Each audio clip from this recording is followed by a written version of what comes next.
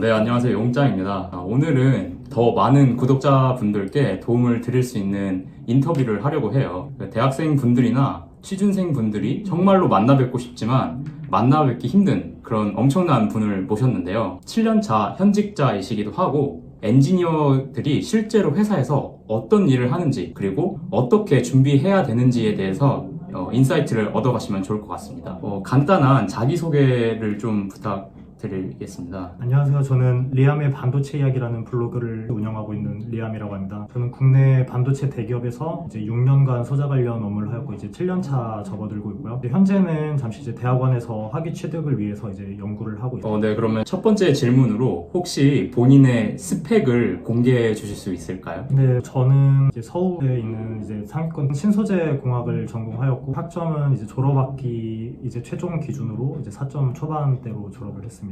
학점이 되게 좋으신 편이네요. 네, 지금 뭐 요즘 학점을 더 잘 주시는 경향이 있는 걸로 알고 있는데 저희 때는 학점을 4점으로 하려면은 좀 열심히 준비를 해야 되는 편이긴 했었습니다.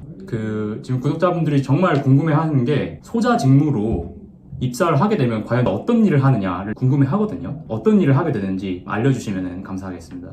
네, 이제 뭐 구독자분들이 크게 관심 있으신 회사가 삼성전자나 이제 하이닉스 이제 그 두 회사를 많이 궁금해 하실 텐데 이제 서로 조금씩 이야기하는 직무명은 다르지만 이제 전체적으로 하는 일은 비슷하거든요. 그래서 먼저 크게 반도체 제조 공정 이제 전반을 조율하는 프로세스 인테그레이션 직무가 있고 그다음에 소재의 특성을 개선하는 디바이스 직무, 그다음에 이제 칩에 불량이 생기면 그 원인을 분석해서 피드백하는 이제 페일리어 어널리시스 이제 FA라고 하죠. 그리고 반도체 설계가 배치된 그림판인 레이아웃을 관리하는 직무가 있습니다. 이거를 이제 들었을 때 어떤 일을 하는지 조금 와닿지 않으신 분들도 있을 것 같아요. 그래서 혹시 좀 더 구체적으로 각각 어떤 일을 하는지 설명을 해주실 수 있을까요? 네, 먼저 프로세스 인테그레이션 직무는 오케스트라에 있어서 이제 지휘자와 비슷하다고 볼 수 있는데요. 반도체에 관심이 있는 취준생분들이라면 이제 흔히 8대 공정이라고 정의되는 반도체 공정에 대해서 잘 아실 텐데요. 이제 반도체가 8대 공정이라고 해서 뭐 8개의 스텝만 거쳐서 이제 하나가 나오는 게 아니고 이제 수백 개의 서로 다른 공정들이 조합으로 이루어지게 되는데요. 이 과정에서 각 단위 공정 부서와 협업해서 최적의 조건을 도출해 나가는 이제 그런 업무를 진행합니다. 그다음에 뭐 설계, 그다음에 제품, 패키지 등 여러 부서와 협업해서 제품을 개발하고 또 개선하는 이 프로세스 전체를 프로세스 인테그레이션 직무라고 하고요. 그 다음으로는 디바이스 직무가 있는데요. 이제 흔히 취준생분들이 소자 하면 이제 떠오르는 그런 이미지들이 뭐 소자의 스피드 아니면 뭐 리퀴지 커런트 이런 소자 특성 같은 거를 많이 생각을 하실 텐데 이런 소자 특성을 개선하고 차세대 고성능 트랜지스터 뭐 흔히 알고 계신 하이케이 메탈 게이트라든지 이런 차세대 트랜지스터 개발하는 업무를 진행하는 디바이스 직무가 있습니다.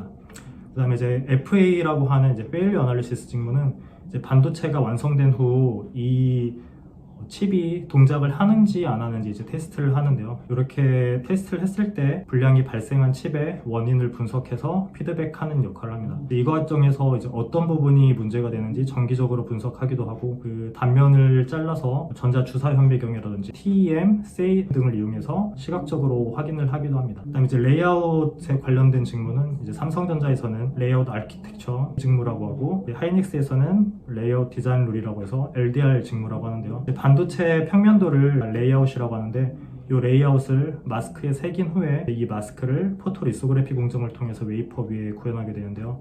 이 과정에서 설계와 협의를 해서 이제 디자인 룰이라든 레이아웃이 그려지는 데 필요한 규칙을 관리합니다. 뭐 예를 들면 브릿지를 방지하기 위해서 라인과 라인 사이에서는 최소 몇 나노 이상의 스페이스를 준다든지 아니면 뭐 리키지를 방지하기 위해서 컨택과 게이트 사이는 뭐 최소 몇 나노 이상의 스페이스를 두고 그려라 이제 뭐 이런 내용들이죠. 크게는 이런 직무들이 있고 뭐 그 외에 신뢰성 연구하는 직무, 티켓 시뮬레이션을 하는 직무들이 있습니다. 네, 그러면 다음 질문으로 소자 직무에서 하는 일과 그 다른 직무와 구분되는 소자 직무만의 특성 혹은 거기서 일하기 위한 덕목 같은 게 있을까요? 네, 크게 전체적인 틀에서는 다르지 않은데 이제 연구소에서 시작해서 양산까지 진행될 때 이제 조금씩 그 역할이 변화하게 되는데요. 먼저 연구소 단에서는 소자 특성과 최적의 레시피를 찾아가는 단계이기 때문에 여러 가지 실험 진행과 분석이 대다수고요. 그다음에 이제 양산으로 진행되면은 저희가 결정된 레시피 조건에서 안정적으로 생산하는 게 최우선이기 때문에 얼마나 안정적으로 진행하는지 그 공정의 여러 파라미터들을 관리하는 그런 업무들이 일단 주가 됩니다. 그래서 반도체는 굉장히 다양한 직무에 많은 사람들과 협업으로 이루어지는데요. 이제 그러기 위해서는 여러 사람들 그리고 여러 부서와의 협업 능력이 가장 중요합니다. 그 중에서도 뭐 전부 다 중요하지만 그 중에서도 특히 소자 직무는 소재의 특성뿐만 아니라 공정, 장비, 설계, 제품, 패키지, 분석 기법 등 다양한 분야의 부서들과 협업을 하기 때문에 이러한 분야들의 지식들을 어느 정도 다 가지고 있어야 하는 제너럴리스트의 특성을 가지고 있습니다. 근데 이런 제너럴리스트의 특성을 갖추기 위해서 가장 어려운 점은 그런 지식들이 뭐 대학원을 포함해서 이제 학교에서는 굉장히 얻기 어려운 지식들이 대부분이라는 건데요. 먼저 그 이유로 첫 번째는 이제 회사와 학교 사이의 장비 수준의 차이가 엄청납니다. 뭐 예를 들면은 회사에서 여러 해 동안 사용하다가 이제 회사 수준에서는 더 이상 쓸 수 없어서 불용 처분된 이런 장비들을 학교에 기증하기도 하는데요. 이제 그러한 장비들이 학교에 가면은 이제 가장 최고의 퍼포먼스를 내는 장비가 되고 이제 그 정도로 장비 수준이 차이가 많이 나서 연구할 때 얻는 데이터의 퀄리티들도 많이 차이가 나고요. 두 번째는 이제 그러한 장비로 나온 데이터들이 보안 이슈 때문에 이제 회사 밖으로는 나올 수가 없다는 겁니다. 그래서 회사에 들어온 이후에도 뭐 퇴근해서 더 공부한다거나 이러는 거는 사실상 불가능하기 때문에 항상 업무를 진행하면서도 내가 배운다는 그런 마음 자세를 가지고 업무에 임하는 그런 덕목이 가장 필요할 것 같습니다. 네. 그 다음 질문으로 정말로 이제 대학생분들이 궁금해 하실 거예요. 도대체 이 반도체 대기업 소자 직무에 합격하기 위해서 무엇을 어떻게 해야 되는가? 네, 이거에 대해서 조금 인사이트를 주실 수 있을까요? 어쨌든 가장 중요한 거는 이제 기본기, 제가 글에서도 몇 번 언급을 드렸었는데 가장 기본적으로 이제 반도체에 관련된 수업을 많이 듣고 그 다음에 학점을 관리하는 것에서 시작이 된 그 이후에 추가로 많은 대외 활동을 해보시면은 뭐 굉장히 큰 도움이 될 텐데요. 이런 대외 활동이 중요한 게 단순히 그런 활동을 하면서 스펙 한 줄을 더 기입한다 이런 게 중요한 게 아니고 이제 관련 경험이 있어야 이제 자소서를 쓸 때도 이 문항에서 내가 더 할 말이 있고 이제 면접에서도 그 면접관님들이 대답하는 거에 근거를 생겨서 더 자신 있게 얘기할 수 있는 때문에 중요한 거고요. 그래서 최대한 많은 경험을 하시는 걸 추천드립니다. 뭐 대외 활동 관해서는 이제 용장님의 블로그나 이제 유튜브 채널에 이미 많이 소개가 되어 있기 때문에 이 부분 참고하셔서 그 취준하실 때 닥쳐서 하시는 것보다 좀 미리미리 준비하시는 이런 게 있으면 더 큰 도움이 될 것 같습니다. 또 면접 관련해서 이제 세부적인 문항으로는 모스펫에 관련해서는 꼼꼼히 준비해서 공부하셨으면 좋겠고요. 이제 그 최근에 뭐 여러 가지 TR들이 나오고 해도 뭐 핀팻, 뭐 게이트 오러라운드 이런 트랜지스터가 발전하고 스킴들이 달라져도 결국 그 근본은 모스펫이거든요. 그래서 모스펫의 작동 원리나 디바이스 피직스 이제 이런 기초적인 거에 대해서 정확히 이해하고 있으시면은 면접이나 뭐 자소서 관련해서도 큰 도움이 많이 될 것 같습니다. 실제로 주변에 근무하시는 분들의 학벌이나 학점 그리고 이제 직무 관련 경험이라고 하죠. 이런 것들이 좀 궁금하거든요. 혹시 알려주실 수 있을까요? 요거는 이제 채용 시즌별로 이제 편차가 많긴 한데 근데 솔직히 말씀드려서 요즘은 취업 시장이 많이 좋지 않은 편이라서 전체적으로 조금 상향 평준화가 됐습니다. 그래서 직무 관련 경험이라 하시면은 요즘에는 뭐 공정 실습이나 학교에서 진행하는 IV 커브 같은 소자 측정 정도는 어느 정도는 대부분 하고 오시는 것 같고요.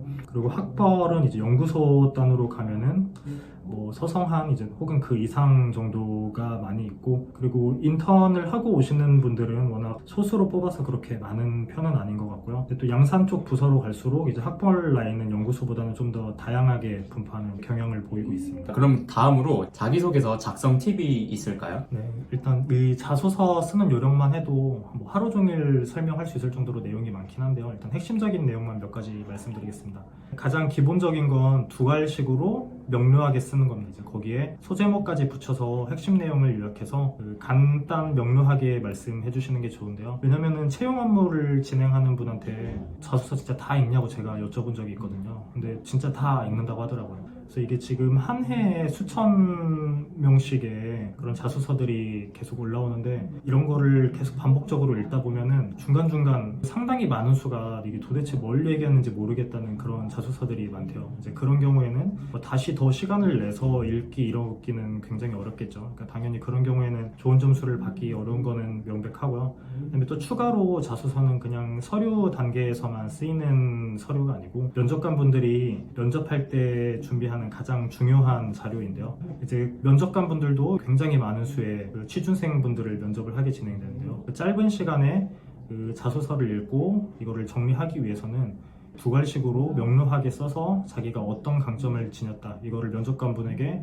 임팩트 있게 전달을 해주는 게 중요합니다. 그 다음에 또 이건 기본 중에 기본인데 면접 보러 가기 전에 자기 자소서를 안 읽어보고 가시는 분들이 생각보다 많아서 굉장히 놀랐습니다. 그래서 지금 요거 보시는 분들은 어떻게 그럴 수가 있어 이렇게 생각을 하실 수가 있는데 진짜 그 채용 시즌이 열리면은 뭐 한두 군데만 지원을 하시는 게 아니고 상당히 많은 수의 회사들에게 자소서를 내는데 그런 경우에 문항도 조금씩 달라서 이제 그때마다 문항을 수정해서 내고 하다 보면은 이제 수개월이 지나서 면접 단계에 갔을 때는 자기가 무슨 말을 썼는지 기억이 잘 안 날 수도 있거든요. 그래서 이런 거는 자소서를 하나하나 완성할 때마다 따로 파일로 백업해 두시는 것을 추천드립니다. 왜냐면은 나중에 뭐 채용 사이트 들어가서 다시 열어보면 제가 올렸던 그 파일도 못 볼 수도 있거든요. 그래서 쓸 때마다 따로따로 저장해 놓는 이런 습관 이제 처음부터 들이시는 걸 추천드립니다. 그 다음으로 인적성 검사라고 하죠. 이제 GSAT나 SKCT와 같은 것을 준비할 때 어떤 팁이 있을까요? 먼저 적성 검사 부분은 연습밖에 답이 없는 것 같습니다. 이제 조금 미리 준비해서 좀 손에 익게 하는 게 중요한데요. 여기서 가장 중요한 거는 꼭 시간을 맞춰서 하시는 게 중요합니다. 뭐 시간이 무한정 있으면은 어쨌든 다 풀 수는 있거든요. 하지만 제한 시간 내에는 다 풀기 어렵게 만들어 놓은 시험입니다. 이제 그러라고 만들어 놓은 시험이기 때문에 정해진 목표대로 시간을 맞춰서 다 못 풀었더라도 거기에 맞춰서 채점을 해서 피드백을 하시는 게 중요하고요. 그리고 또 하나 또 추가 꿀팁을 드리자면은 그다음에 또 적성 검사도 중요하지만 인성 검사도 상당히 중요한 부분을 작용하는 것 같습니다. 인성 검사에서 가장 중요한 부분은 일관성이기 때문에 이제 계속 비슷한 질문으로 일관성 있게 답변하시는 게 가장 중요하고요. 근데 그렇다고 해서 너무 솔직하게 자기의 생각을 다 쓰시지는 마시고 주변 사람들과 협업하는 걸 좋아하고 문제가 발생하면은 끝까지 해결하는 사람이다라고 먼저 자기 자신을 세뇌시킨 후에 보시는 걸. 자, 그 다음에 면접 때 실제로 어떤 질문을 받으셨고 어떤 식으로 답변을 하셨는지 그런 것 말씀해 주시면 좋을 것 같아요. 네, 뭐 당연한 얘기지만 면접은 함께 일할 사람을 뽑는 목적이 있는 대화입니다. 그래서 항상 답변을 하실 때 이 면접관님이 저에게 이 질문을 한 의도가 뭔지를 고민하셔야 하고 이 면접관님은 어떤 사람과 일을 하고 싶어 할지도 미리 생각을 해보시면 좋을 것 같습니다. 먼저 인성 질문은 제 블로그에도 말씀을 드리긴 했지만 저는 공백기가 좀 긴 편이어서 대부분 공백기에 대한 질문과 거기에 대한 방어가 대부분이었고요. 지금 생각나는 질문으로는 제가 준비하던 시험은 왜 그만뒀는지 또 앞으로 다시 준비해보고 싶은 생각은 있는지 공백기에 대한 질문이었고 추가로는 자신이 생각한 방향과 상사가 지시한 업무 방향이 다르면 어떻게 하겠는지 정도 기억이 나는데요. 먼저 공백기 관련해서 저는 일단 이 질문을 한 의도를 면접관님이 제가 이 시험을 왜 그만두었는지, 제가 이 시험에 계속 탈락을 하면서 뭐 패배주의에 져져 있었는지, 아니면은 제가 뭐 회사 생활에서 조금만 힘들면은 바로 퇴사를 할 건지 이제 이런 부분이 우려가 돼서 이거를 확인을 하는 거라고 생각을 했고요. 그래서 답변할 때 제가 시험 시작할 때 목표로 정했던 기간이 있었고 이 설정했던 목표를 기한 내에 이루지 못한 건 아쉽지만 제가 할 수 있는 최선을 다했기 때문에 그 시간이 아깝지 않다. 그리고 이 시간들이 결국 어떻게든 내가 회사에 들어가서 일을 할 때 도움이 될 거라고 믿고 있고 또 제가 새로 세운 목표는 회사에서 내가 필요로 하는 인재가 되는 것이라고 그렇게 생각을 했기 때문에 시험을 다시 준비할 생각은 없다고 분명히 답변을 해서 이런 우려를 불식을 시켰습니다. 그럼 자신이 생각한 방향과 상사가 지시한 업무의 방향이 다르면 어떻게 하겠느냐라는 질문에는 어떻게 답변을 하셨나요? 업무 지시 방향에 관해서는 예전에 대학교 동아리에서 이제 집행부로 행사를 기획했던 근거를 대면서 이제 그 부원으로 경험했던 동아리 행사와 그 다음에 집행부로 기획할 때 행사가 보는 관점이 많이 달랐다는 점을 들어서 회사에서도 어떤 법적인 문제나 윤리에 어긋나는 행동이 아니라면 저의 의견을 말씀을 드리긴 하겠지만 그럼에도 불구하고 동일하게 지시를 하신다면 상사의 경험과 관점을 믿고 업무를 진행하겠다라고 말씀드렸습니다. 이 부분이 예전에도 단골로 나왔지만 요즘에도 더 출제될 확률이 높은 게 요즘 회사에서도 고연차나 이제 리더분들이 이른바 MZ세대라고 하죠. 이제 MZ세대와 같이 일하는 법에 대해서 중요성도 많이 강조하고 회사에서도 리더분들에게 관련 교육도 굉장히 많이 하고 있는데요. 이제 그만큼 취준생분들을 신경을 쓴다라는 의미이기도 하지만 어떻게 보면은 리더분들도 MZ세대를 굉장히 어려워하고 불안해하고 있어요. 그래서 면접관들은 최소 파트장 그리고 팀장급 이상의 리더라는 걸 염두에 두시고 그분들이 어떤 신입사원과 일을 하고 싶어 할지를 고민해 보시면 좋은 답변이 될 수 있을 것 같습니다. 네, 인성 면접 기출 문제를 알아봤는데요. 혹시 전공 면접에서는 어떤 질문이 나왔고 어떻게 답변을 해주셨는지 말씀해 주시면 감사하겠습니다. 기초적인 질문을 많이 받았는데요. 먼저 캐패시터스를 높일 수 있는 방법, 그리고 모스펫의 구조와 원리, 그 다음에 ALD 공정의 원리를 시작으로 큰 질문을 먼저 받았고 그 이후에 꼬리 질문으로 이렇게 이어지는 방식으로 진행을 했는데요. 먼저 그 캐패시턴스 관련해서는 캐패시턴스의 정의가 전하를 축적할 수 있는 용량을 말한다. 그래서 요거는 입실론 곱하기 D분의 A로 나타낼 수 있다라고 먼저 문제를 정의했습니다. 그 다음에 이제 캐패시턴스를 높이기 위해서는 면적을 높이거나 거리를 줄이는 방법을 디멘전을 통한 개선이 있고 또는 입실론, 유전 상수 신규 물질을 채용하는 물질에 관한 방법이 있다 정도로 답변을 했었는데요. 만약 지금 시점에 제가 같은 질문을 받는다면 이제 여기에 했던 답변에 추가로 해서 어제 캐패시터는 D램에서 사용을 하고 있는데 이제 면적을 높이는 방법으로 평면이 아닌 원통형 구조를 사용하고 있고 또 높이를 높이는 방법을 사용할 수 있지만 그렇게 되면은 그 어스펙트 레이쇼가 높아져서 이제 미세화된 구조에서는 공정 난이도가 급격하게 증가한다.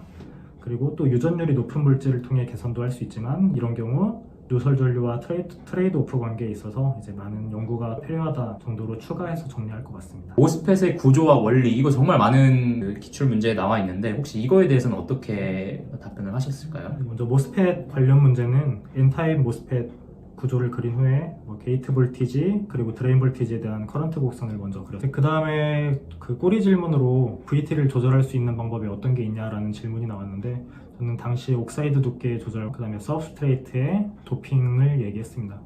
지금 시점에 다시 추가로 질문을 받는다면 여기에 더 채널 길이, 그 다음에 기판에 가해지는 바이어스, 그 다음에 게이트 전극물질 등에 대해서 추가로 이야기할 것 같아요. 그리고 ALD 공정의 원리에 대해서는 어떻게 답변을 하셨나요? 네, ALD 문제는 먼저 ALD의 정의, 아토믹 레이어 디포지션이어서 이제 한 층씩 원자막을 쌓는 이런 데포지션 공정이라는 정의를 먼저 말씀을 드렸고요. 그다음에 소스가스를 넣고 그다음에 퍼지, 또 다시 소스가스, 퍼지의 사이클을 거쳐서 한 개씩 원자층을 데포지션하는 공정임을 먼저 설명했습니다. 그다음 이후에 꼬리 질문으로 이제 ALD의 단점에 대해서 여쭤보는 질문이 나왔는데요. 한 개층씩 데포지션 하기 때문에 그로스레이시 낮고 따라서 전체적인 생산량인 스로풋이 좋지 않다라고 답변했습니다. 그러니까 소자에 대한 것도 묻고 공정에 대한 것도 묻고 전반적으로 다 알아야겠네요. 아까 전에도 말씀드렸다시피 반도체 직무는 내가 하는 일만 잘 한다라고 해서 되는 게 아니고 이제 여러 가지 프로세스에 대해서 좀 전체적으로 알고 그다음에 또 다른 부서와 협업을 하는 그런 직무이기 때문에 그 기본적인 질문에 대해서는 좀 전체적으로 미리 준비를 해보고 들어가시는 게 좋을 것 같아요. 마지막으로 취준생 분들께 하고 싶으신 말씀이 있으신가요? 저도 취준할 때 그랬었고 이 시기가 굉장히 체력적으로도 심적으로도 많이 힘드신 시기일 텐데요. 하지만 이제 그럴 때일수록 이제 불안에만 사로잡혀 있어서 아무것도 안 하고 고민만 하고 그러실 게 아니고 그래봤자 더 나아질 게 없기 때문에 좀 더 내실을 다지면서 시간을 보내시면은 자신감도 가지고 그러기 위해서 용장님이나 저나 도움이 되기 위한 활동들을 계속 하고 있으니까 많이 참고해 주시고요. 기타 궁금하신 사항은 리암의 반도체 이야기 블로그로 문의해 주시면은 제가 성심성의껏 답변 드리도록 하겠습니다. 네, 그 리암 반도체 이야기 들어가 보시면은 정말로 반도체 관련 지식을 취준생 분들 입장에서 알기 쉽게 전달을 해드리고 있고 공정뿐만 아니라 이제 다양한 직무와 관련된 내용들도 이제 포스팅 예정하니까 많은 관심 부탁드리겠습니다. 네, 오늘 찾아주셔서 정말 감사합니다. 감사합니다.